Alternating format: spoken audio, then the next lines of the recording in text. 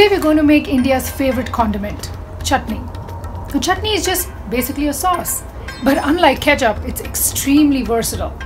Now, every region in India has their own twist, their own version of the sauce. But the chutney we are going to make today is, well, you can call it my New York version, my twist to the classic Indian cilantro chutney.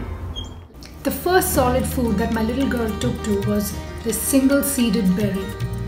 Yes, avocado is a fruit. And as a family, we are obsessed with it. When I first moved here and I started experimenting with food, we would try avocado with everything. So I decided, why not put avocado in my chutney? So I'm going to take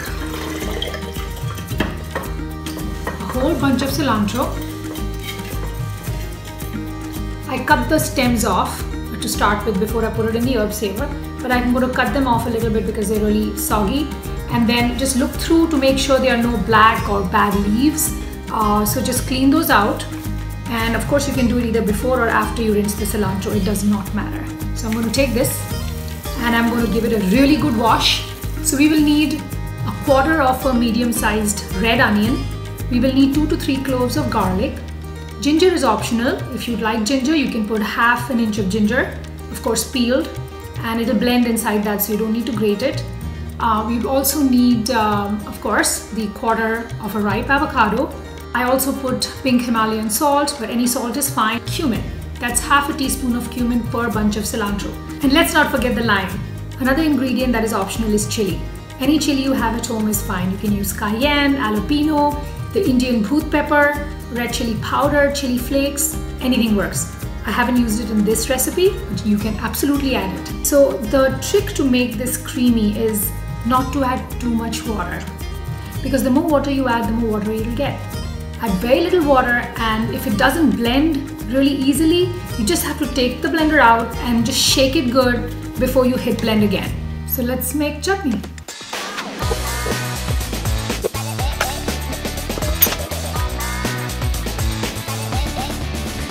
I'm going to use just 2 to 3 tablespoons of water.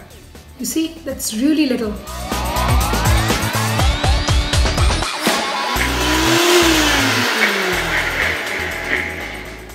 You saw how hard it is to blend with little water, but you gotta be patient with this.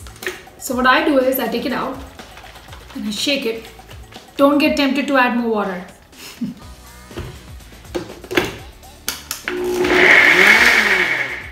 Eventually it will blend it all.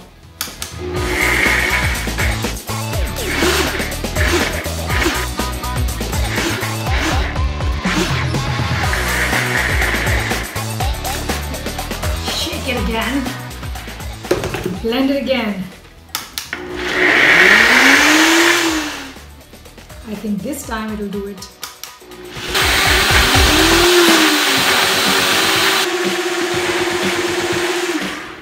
And now it's that creamy texture that I was talking about.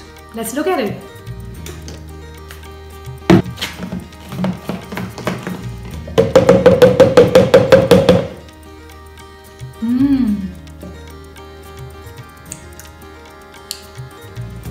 I think mine needs a little bit more lime, so I'm going to give it quarter of a lime more. A little bit more salt as well, but I like to start gradually. If you add too much salt and too much lime at the beginning, you can't take it back. You can always add more.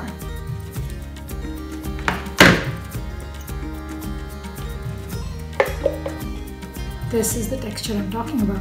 You can use this chutney in so many different ways. You can use it as a marinade for your meats and then cook them, bake them.